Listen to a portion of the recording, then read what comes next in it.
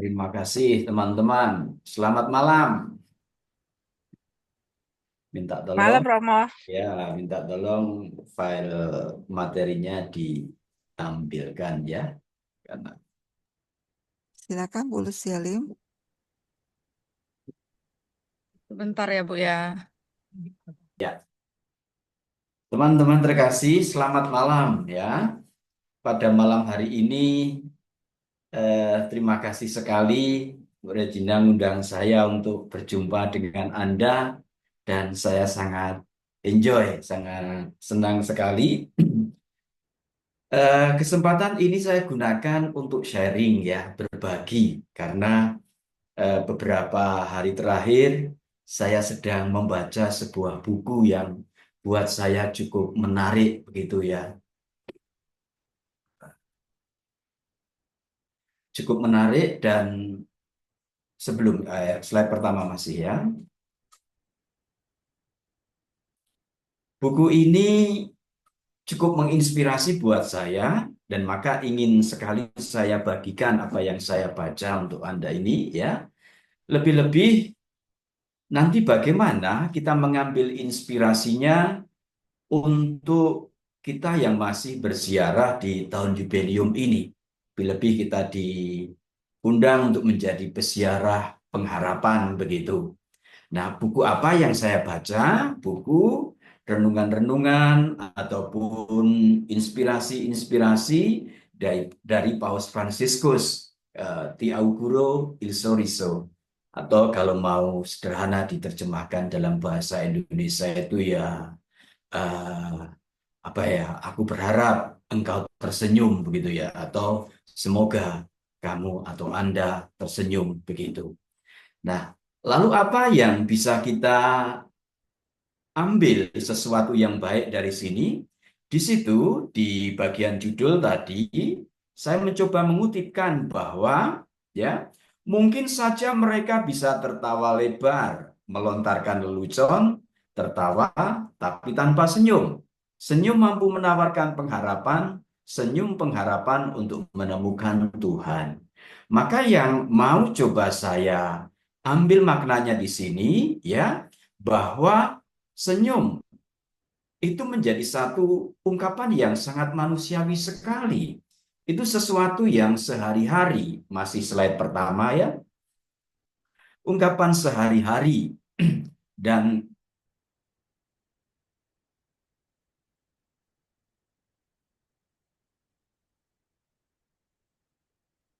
minta tolong masih slide pertama, bagian judul. Nah ini, uh, bahwa senyum itu sesuatu yang sangat manusiawi sekali. Artinya itu sungguh sehari-hari, tetapi sekaligus yang mau kita coba renungkan, lihat bersama di sini adalah sesuatu yang sangat Kristiani. Karena apa?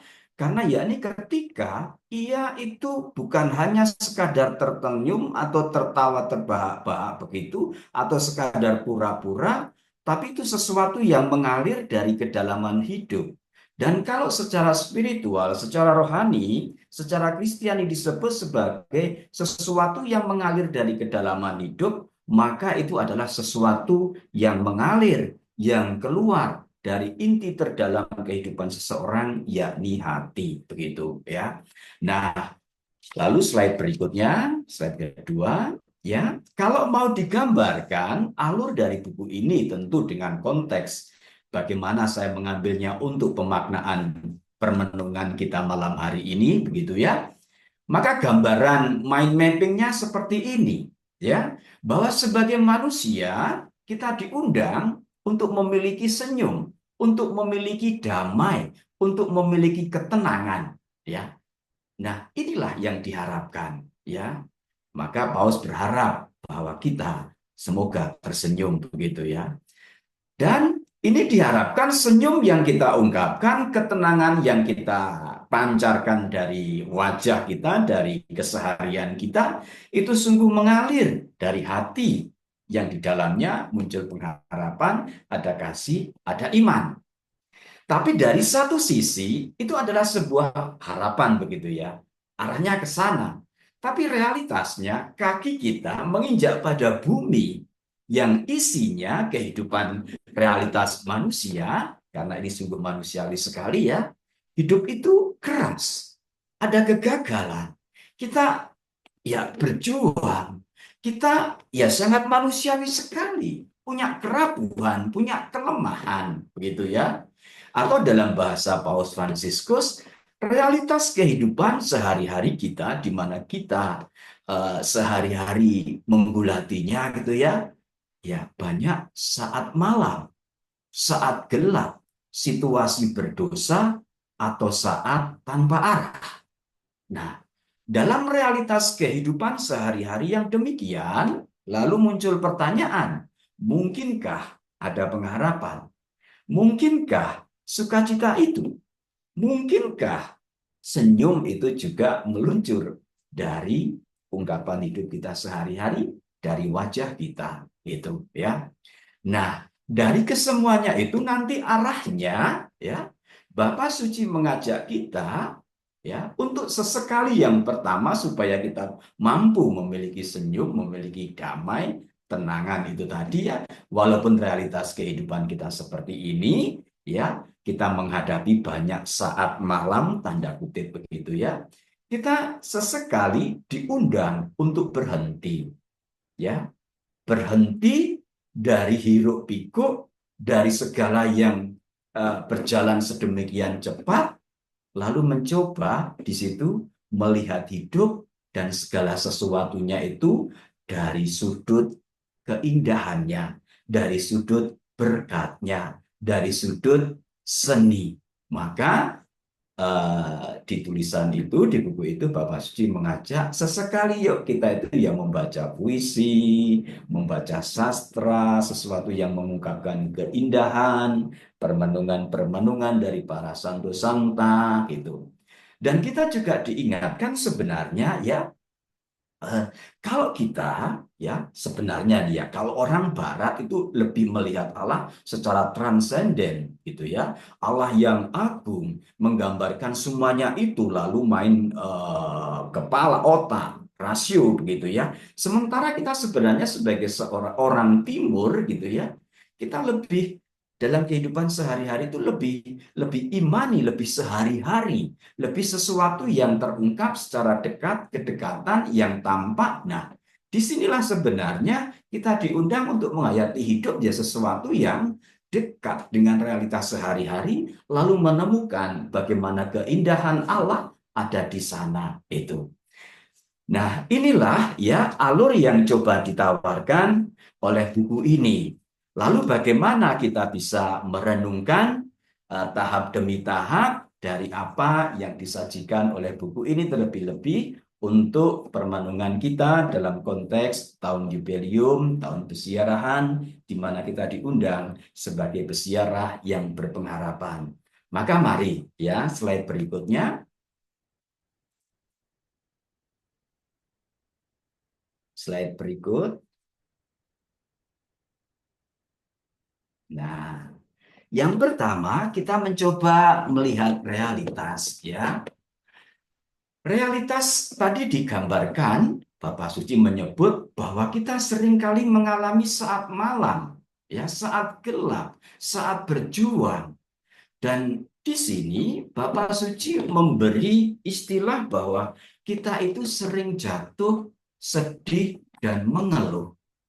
Dan Bapak Suci menyebut kesedihan merupakan benih dari setan, benih dari dosa. Kalau tidak diolah, kalau tidak dimaknai atau direnungkan kembali, sehingga dari situ mampu menemukan pengharapan. Nah, Bapak Suci menggambarkan hal ini ya dengan satu kisah yang sangat-sangat familiar untuk kita dari kitab suci itu ya, ketika Tuhan Yesus dari Injil Yohanes itu ya bab 5 ayat 1 sampai 16 ketika sedang berjalan ke kolam apa ya Betsaida atau apa itu ya, lalu di situ menemukan banyak orang sakit dan salah satunya yang terbaring begitu ya, sudah 38 tahun dia hanya berbaring di situ saja, dan ketika ditanyai oleh Tuhan, kamu mau apa? Sembuh. Tapi Tuhan lihat sekian lama saya ada di sini dan tidak ada orang yang saya terlalu didahului orang lain dan saya tidak ada yang mengangkat. Artinya apa? Di sini ya, kesedihan kalau itu hanya orang lalu hanya berkutat pada dirinya sendiri dan tidak mau keluar dari dirinya gitu ya, lalu menjumpai yang lain, lalu terbuka pada Allah, lalu terbuka pada keberkatan yang dari Allah begitu ya. Disinilah kesedihan menjadi sesuatu ketidakmampuan untuk mengambil keputusan atas hidupnya sendiri, lalu malah melihat hidup orang lain dan mengeluhkannya. Mereka sudah duluan karena mereka ada yang gotong. Mereka sudah mampu. Saya menjadi korban dari ketidakbaikan ini, dari kejamnya kehidupan ini. Sehingga orang selalu meratap dan kecenderungannya adalah mengeluh, menyalahkan yang lain. Nah, ini ya. Maka kesedihan membawa pada suatu hal yang mengeluhkan orang lain, menyalahkan orang lain, kurang mau melihat diri sendiri, lalu keluar menjumpai yang lain, minta tolong atau apa, lalu juga menjumpai Allah untuk sungguh-sungguh dibantu oleh Allah gitu ya. Nah, kalau ini hanya berkutat pada itu terus, maka kesedihan tadi dan mengeluh itu tadi ya, pada gilirannya akan membuat dia merasa ya saya ini hanyalah saya jadi korban dari sesuatu hal. Maka semakin gelap, orang semakin terpuruk dan di buku itu ya, lalu Paus Fransiskus sampai menyebutkan ada 15 penyakit rohani, penyakit spiritual gitu ya, yang sungguh-sungguh akhirnya membuat seseorang itu dari dirinya sendiri ya hanya sibuk dengan dirinya sendiri, terkurung ya, terkurung, terkotak sungguh dan tidak bisa beranjak dari situasi yang ada itu begitu. Nah, lalu yang berikut, slide berikutnya ya. Di sini kita juga masih bisa melihat realitas yang lain yang ada di sekitaran kita, atau mungkin juga terjadi pada diri kita, gitu ya. Ini diingatkan oleh Bapak Suci. Ada banyak orang yang tidak tahu bagaimana tertawa, yang tidak tahu bagaimana bermain-main gitu ya. Orangnya terlalu serius, yang tidak memahami arti dari kekaguman, rasa kagum, dari surprise begitu. Orang-orang yang hidup seperti zombie gitu ya. Jantung mereka terhenti berdetak. Mengapa? Sebab mereka kehilangan kemampuan untuk merayakan hidup dengan orang lain. Nah, orang-orang yang hidup seperti ini ya, ini banyak terjadi ya saat-saat ini banyak kita temukan ya, bahwa orangnya ya seperti punya dunianya sendiri. Orangnya ya datar-datar saja. Flat, sedih nggak sedih ya begitu, bahagia ya begitu gitu ya. Pokoknya ya seperti itu. Lalu ada sekian orang yang bergelimang harta duniawi tadi, tapi hidup seperti seorang budak kesepian yang tak berujung. Orang kurang memiliki makna, walaupun segala sesuatu ada di sekitarnya, tapi tidak tahu itu untuk apa, atau arti apa untuknya, atau untuk kebaikan yang lain, atau bagaimana, dia nggak ngerti. Bahkan dia terkurung oleh sesuatu yang ia punyai, kurang bisa menikmati, kurang bisa memaknai itu sebagai sesuatu anugerah, lalu ya hidupnya ya merasa sepi, mati di tengah keberlimpahan begitu. Nah, saudaraku yang terkasih, inilah ya realitas kehidupan yang memang akhirnya bagi kita lalu bertanya di tengah situasi orang-orang yang seperti ini. Lalu juga di tengah situasi yang ada kadang juga Bapak Suci sering menggambarkan bahwa kita setiap manusia secara manusiawi ya lemah, rapuh dan berdosa. Lalu dari sinilah muncul kejatuhan-kejatuhan, keberdosaan, ketidakmampuan dan lain sebagainya, maka lalu muncul pula satu pertanyaan, apakah sungguh pengharapan itu mungkin? Apakah sungguh senyum itu mungkin? Begitu ya. Nah, itulah yang menjadi pertanyaan. Maka sekarang slide berikut gitu ya. Ini yang buat saya baru dan saya eh, agak lama merenungkannya karena ini sangat kuat sekali hentaannya gitu ya. Akhirnya kita diundang untuk memahami ya, apa itu pengharapan Kristiani. Ini buat saya kuat banget maknanya hentaan di hidup gitu ya.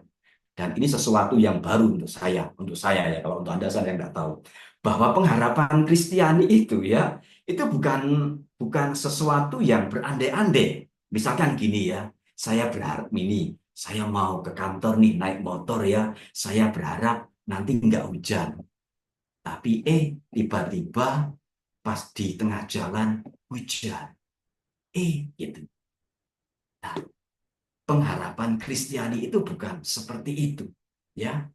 Ini yang ditulis oleh Bapak Suci dan buat saya ini pernyataan sebagai sebuah dasar untuk sungguh menaruh yakin gitu ya bahwa menurut Bapak Suci Paus Fransiskus ya, pengharapan Kristiani adalah sebuah penantian atas sesuatu yang sudah jelas dan pasti.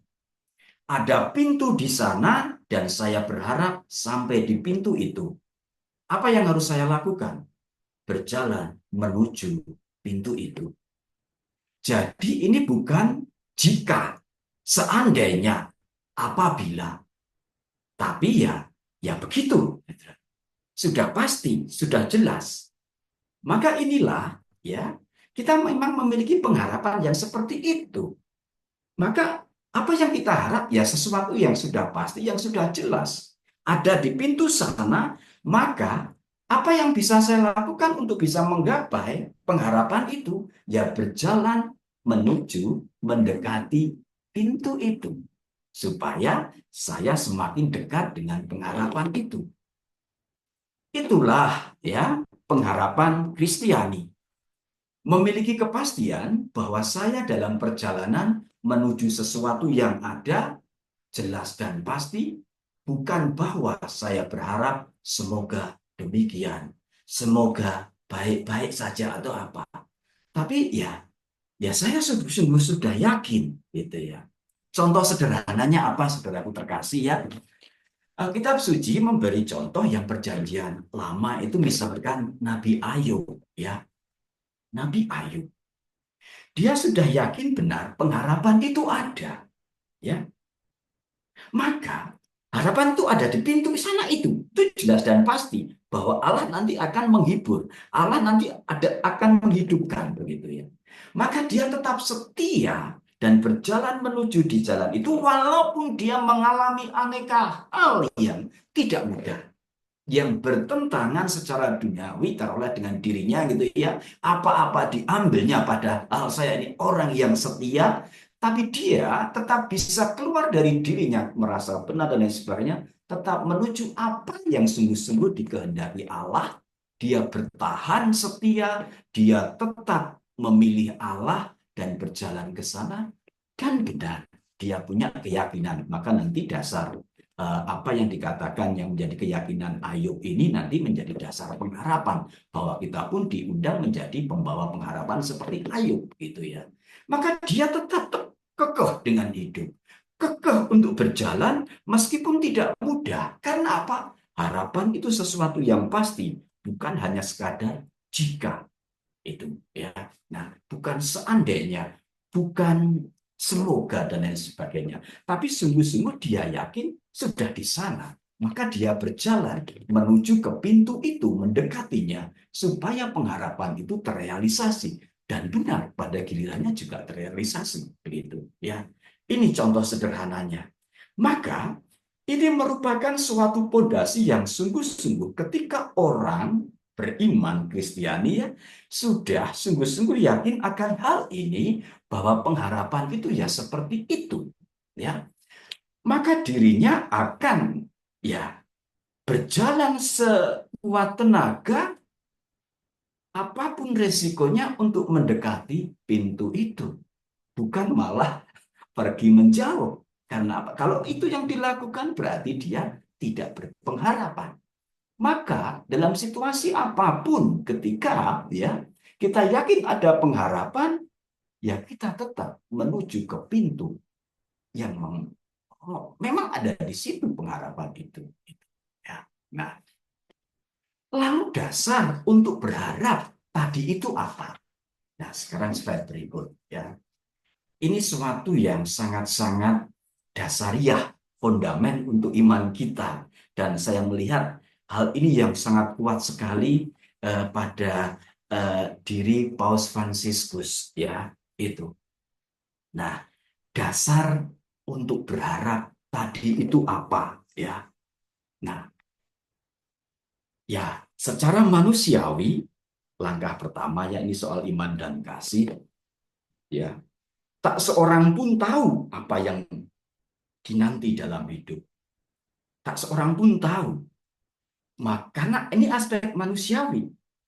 Tapi saya percaya dan beriman bahwa Yesus adalah jalan, kebenaran, dan hidup. Itu dasar pengaruh. Ya. Nah, itu. Tapi ya kita manusia. Maka seringkali lalu kita, ini alur yang diberikan oleh Paus Fransiskus ya. Lalu mengatakan, lah tapi saya kan orang rapuh, berdosa, lemah. Saya sering melakukan yang jahat, sangat jahat dalam hidup saya. Nah, ini ya benar. Itu manusiawinya. Itu diri kita. Dan betapa kitab suci bolak-balik Injil lebih menggambarkan hal ini. Bahwa kita ya sering berbuat jahat. Kita lebih jahat lagi. Sangat jahat dan lain sebagainya. Mengulanginya dan lain sebagainya. Tapi Bapak Suci mengingatkan. Tapi jangan putus asa. Bapa selalu ada. Dengan sabar dia menunggumu pulang ke rumah. Itulah jaminan ya bahwa satu hal kita berdosa dan selalu jatuh ke situ, tapi Bapa selalu ada di depan pintu. Dialah Allah yang Maha Kuasa. Justru kemahakuasaannya bukan oleh karena powernya untuk mengalahkan ini itu atau kedahsyatannya begitu ya, tapi kemahakuasaannya justru tampak dalam belas kasihnya, kerahimannya, pengampunannya ya. Maka Bapak Suci di situ saya mengutipkan ya, selalu mengatakan sebab Allah tak pernah lelah mengampuni, Dia tak pernah lelah menunggumu. Inilah ya dasar kita untuk selalu berharap ya bahwa Allah Bapa kita dalam pribadi Kristus, putranya Tuhan kita yang adalah tadi saya sebut jalan, kebenaran dan hidup, itu ya sudah memberikan diri menebus kita, menyelamatkan kita dengan hidup, kematian dan kebangkitannya itu ya. Disinilah kita menemukan jaminan untuk berharap bahwa di pintu itu ada kehidupan, ada keselamatan, ada kebahagiaan. Tapi saya berdosa dan selalu berdosa. Itulah manusia. Tetapi Allah tetap ada di sana sebagai yang tak pernah lelah mengampuni. Dia tak pernah lelah menunggumu. Nah, kalau kita punya dasar pengharapan yang demikian, begitu ya, maka kita akan sungguh-sungguh ya punya kekokohan, ya, kita menjadi seorang yang kekeh berharap. Dan karena memang kita berharga di mata Allah, ya, ketika kita menyadari diri demikian, saya yakin, ya, aura yang lalu keluar dari diri kita, ya tenang, ya damai. Karena memang kita dipertahankan, diperjuangkan oleh Allah dengan kuasa belas kasih-Nya. Dan kita memahami disinilah, ya, Allah mewahyukan diri kepada kita bahwa Allah adalah kasih. Lalu ketika kita bisa, saya yakin gitu ya, ketika hal ini menjadi dasar berharap ini tadi menjadi sungguh-sungguh pengalaman kita, gerak batin kita, ya. Saya yakin kita akan menjadi seorang yang memang secara iman ya punya dasar yang kokoh. Dan lalu kita akan tergerak oleh kasih Allah tadi, dan pada gilirannya karena kita sudah menerima belas kasih, ya dalam kehidupan sehari-hari pun kita juga akan mewartakan yang sama begitu ya. Nah, slide berikut untuk memahaminya lagi ya. Silakan slide. Nah, barang siapa mengasihi, ia tidak mencari kesenangan sendiri, sebab imbalannya orang yang mengasihi itu ya ada dalam kasih itu sendiri, dalam tindakan mengasihi. Contohnya Yesus. Ketika Yesus mampu berbuat kasih, yakni melakukan kehendak Bapa, ia menemukan damai. Ya, itulah imbalannya. Dan dalam damai ketenangannya itu, ia lalu berseru, ke dalam tanganmu kuserahkan nyawaku. Gitu ya. Nah, disinilah Yesus disalib itu pun menjalaninya dengan penuh pengharapan karena ia yakin benar gitu ya. Pengharapan itu ada di depan. Setelah kematian ada kebangkitan, ada kemuliaan. Maka apapun resiko yang harus ia tanggung, ia ambil cawan itu dan ia minum. Akhirnya terjadilah Via Dolorosa itu. Tapi ya, kasih mendorongnya untuk senantiasa tenang, damai menjalani itu semua, maka kendati secara fisik dia disiksa, dihabisi, yang muncul hanyalah belas kasih, mengampuni mereka yang menyiksa, mendoakan, memberikan jaminan seorang ibu, dan memberikan seorang anak untuk ibunya. Inilah ya wajah belas kasih dari Allah melalui putranya sendiri gitu ya. Dan ini semakin meyakinkan kepada kita semua, inilah dasar untuk berharap itu tadi ya.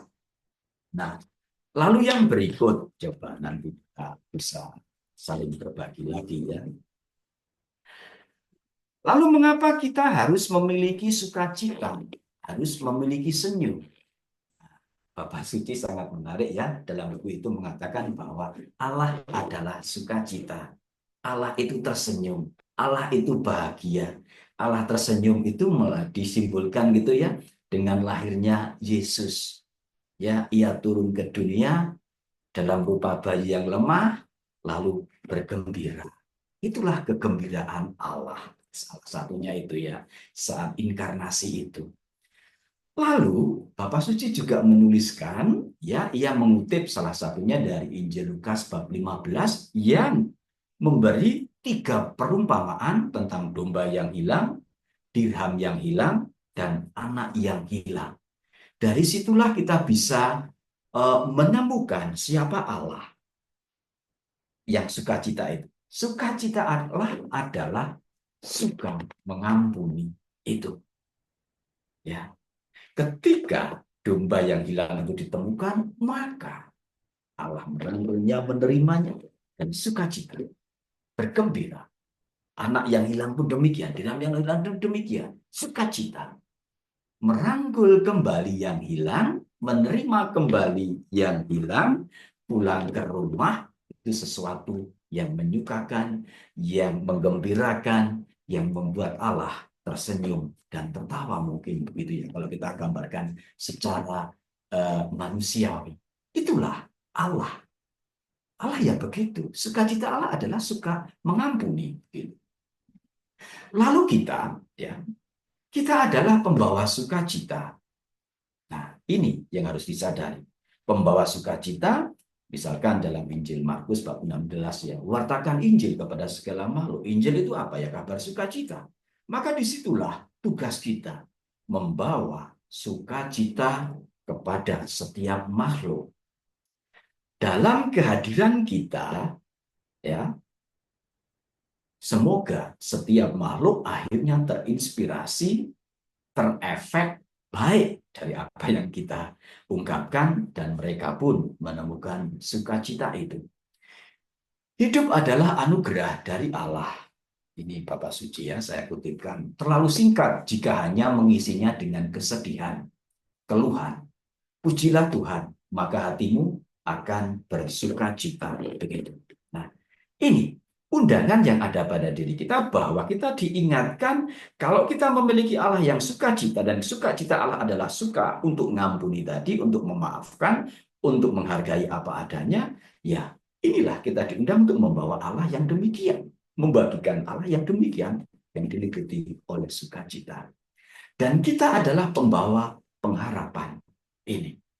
Inilah diri kita, jati diri kita. Ketika kita sudah menemukan Allah yang demikian, mengalami Allah yang demikian, itu pun mesti kita teruskan, bagikan pada yang lain. Dan pembawa harapan tadi sudah saya coba ungkapkan di awal, narasi Nabi Ayub untuk memberikan gambaran apa itu pengharapan Kristiani ya. Di tengah apa yang ia alami, di tengah segala sesuatu derita yang sampai hampir habis itulah dirinya ya, dia tetap punya permenungan kebijaksanaan yang sangat-sangat bisa kita jadikan contoh untuk berharap ya. Tetapi aku tahu penebusku hidup, dan akhirnya ia akan bangkit di atas debu. Mataku sendiri menyaksikannya, dan bukan orang lain. Hati sanubariku merana karena rindu. Kendati Ayub mengalami situasi derita yang wow gitu ya, tapi hatinya tetap tertuju pada Allah, pengharapannya tetap ada karena dia yakin benar dasar berharapnya adalah penebusku hidup, bahwa ada kebangkitan, bahwa ia akan menyaksikan Allah sendiri. Dan oleh karena itu, kendati dia sedang menderita dan diliputi situasi gelap macam itu, hati sanubariku merana karena rindu. Tetap ya, di tengah apa yang dia alami, di tengah situasi sulit yang dia perjuangkan, yang menggodanya untuk jatuh, lari dari Allah, tapi ini malah dia semakin rindu pada Allah. Nah, maka ini adalah ungkapan kedalaman bagaimana ya damai dan ketenangan itu meliputi anak-anaknya yang berharap. Dan pengharapan itu didasarkan pada kepercayaannya akan Allah yang hidup, Allah yang menebus. Begitu. Lalu slide berikutnya. Maka dari situ kita boleh lalu berkesimpulan. Maka tidak ada alasan untuk tidak bersuka cita. Saya kutipkan dari apa yang ditulis oleh Paus Fransiskus ya. Begitulah bahwa Allah memberikan kepada kita segala sesuatu untuk dinikmati. Tak jarang bahwa kesedihan dikaitkan dengan tiadanya rasa syukur. Ia menutup diri yang membuatnya tidak mampu mengenali anugerah Tuhan ini.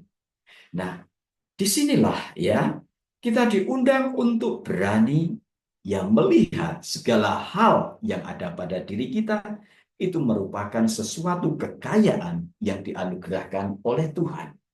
Dan ketika kita berani mengaguminya, menerimanya, mensyukurinya, maka disitulah akan muncul sukacita.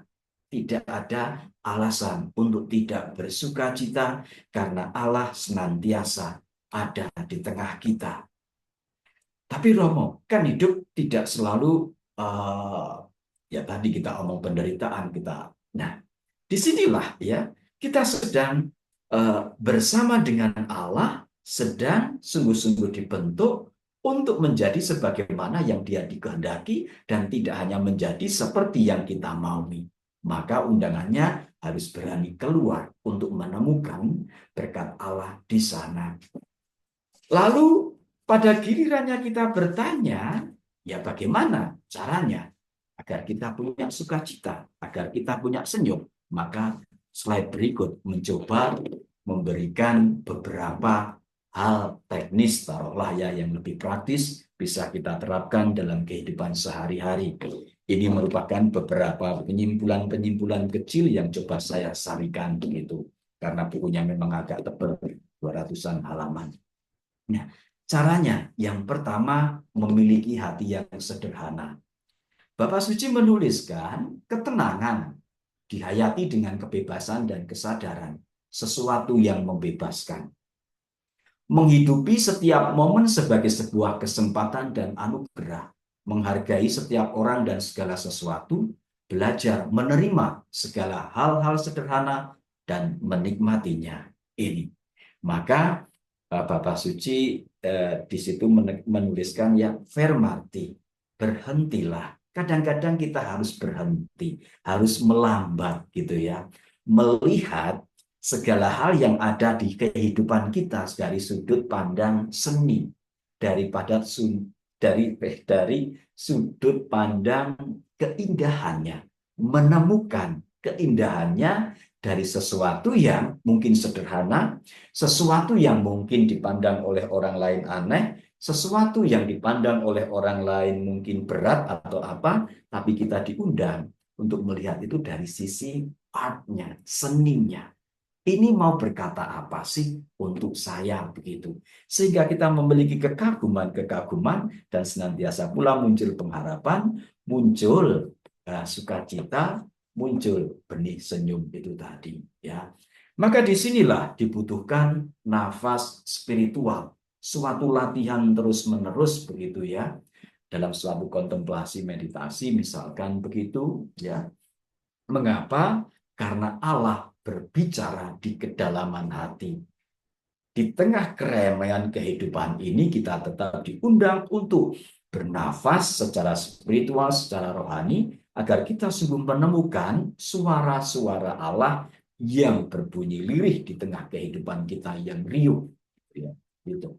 Kita diundang di sana untuk sungguh-sungguh masuk di kedalaman lalu menemukan kebijaksanaan-kebijaksanaannya melalui tentu pengalaman hidup yang disuguhkan pada kita, dan kita bisa menemukan sesuatunya, keindahannya di sana. Dan selain itu, ya, Bapak Suci juga mengajak untuk ya setiap kali kita juga mengungkapkan kata-kata mukjizat, kata-kata sakti gitu ya, walaupun dalam rumus-rumus sederhana. Maaf, tolong, terima kasih. Itu ya, suatu ungkapan-ungkapan yang memang sangat sederhana dan bolak-balik Bapak Suci menyebutnya. Nah, hal yang lain, cara yang lain, salah satunya lagi adalah ini ya, bahwa hidup itu merupakan perjalanan menuju pintu pengharapan. Dan kita ingat tadi ya, pengharapan itu adalah suatu penantian akan sesuatu yang memang sudah ada, jelas dan pasti. Bukan seandainya, bukan jika, tapi memang ada di sana gitu ya. Jelas ada di sana.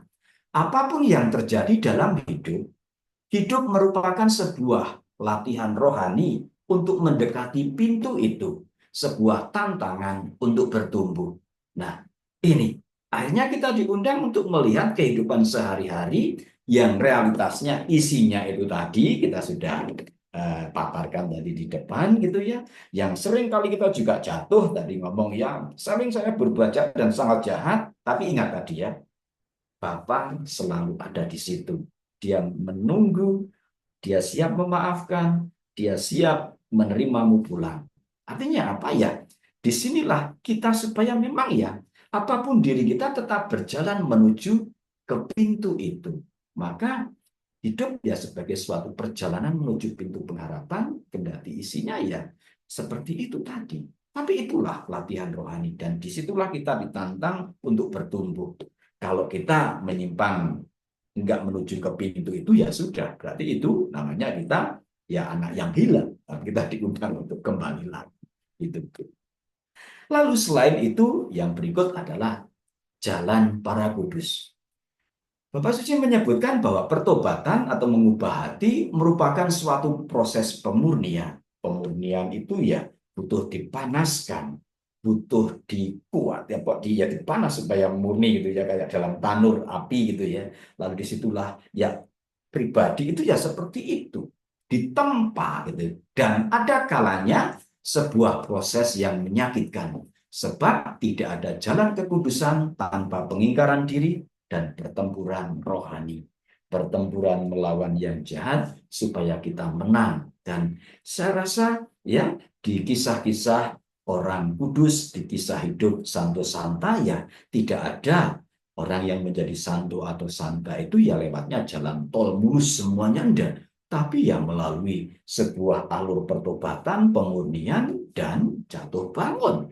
Bahkan pengorbanan, bahkan ya berjuang keras dan lain sebagainya. Ada yang jadi martir, ini itu, ya itulah. Tapi justru disitulah seseorang dimurnikan untuk sungguh-sungguh hidup seturut kehendak Allah. Dan lihatlah betapa orang-orang yang seperti mengalami ini pun ya tetap ya dalam dirinya terpancar damai yang tenang, bahkan senyum. Apakah tidak berat hidupnya? Ya pastilah berat itu ya. Nah, itu. Lalu yang berikut ya, selanjutnya adalah keberanian kita untuk keluar dari diri sendiri itu ya. Keluar dari diri sendiri, dari kungkungan gambaran diri sendiri, dari ego sendiri ya.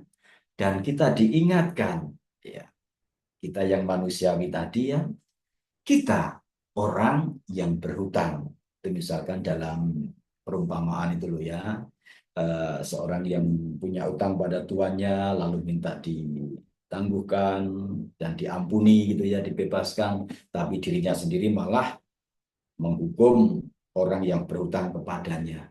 Nah, kita diingatkan bahwa setiap kita, karena realitas secara manusiawi kita lemah begitu ya, kita adalah orang yang berhutang kepada Tuhan itu tadi.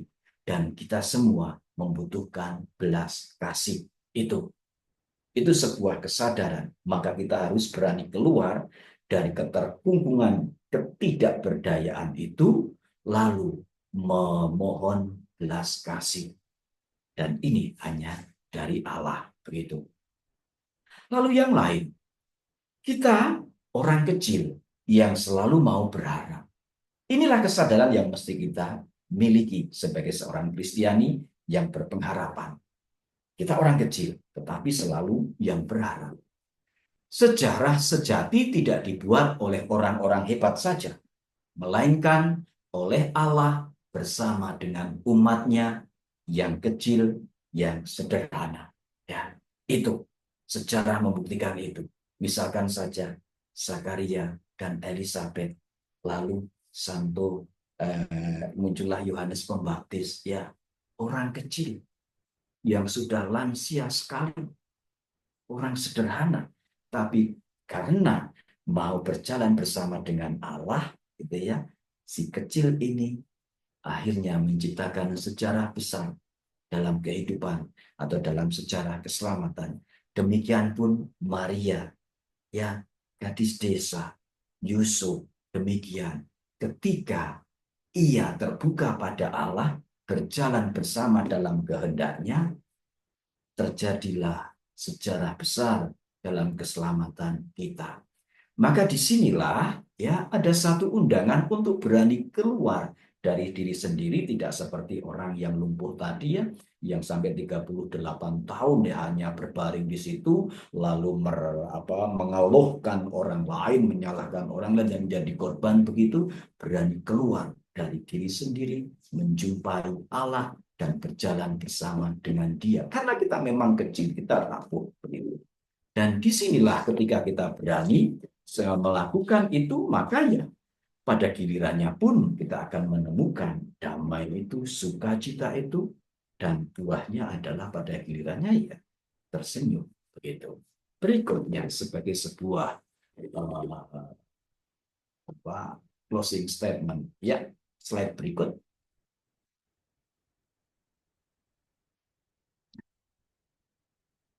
Lalu disinilah pada gilirannya ya kita diunjang, marilah kita belajar berharap. Marilah kita dengan yakin menantikan kedatangan Tuhan. Menantikan kedatangan Tuhan sebagai suatu pengharapan ya, dan ini pengharapan Kristiani. Ini jelas terjadi. Ini jelas kalau dalam teologi itu dikatakan sudah, antara sudah dan belum. Sudah saya alami tapi belum sempurna. belum sepenuhnya. Sepenuhnya baru nanti dalam kehidupan kita di sana gitu ya. Dan apapun padang gurun kehidupan kita, apapun kegelapan kita, dan kita masing-masing tahu ya, gelapnya itu saat apa pada diri kita, padang gurun kita itu seperti apa kehidupan kita ya. Itu akan menjadi taman yang indah. Nah, pengharapan tidak mengecewakan. Saya tidak tahu ini buku terbit sudah agak lama, tapi kok masih spes non confundit gitu. Kalau dalam bahasa Italinya, kalau nggak salah speranza non delude gitu ya. Artinya pengharapan tidak mengecewakan. Karena apa? Dasar kita jelas, yakni Allah sendiri. Ya, Allah dalam Kristus yang adalah jalan kebenaran dan hidup.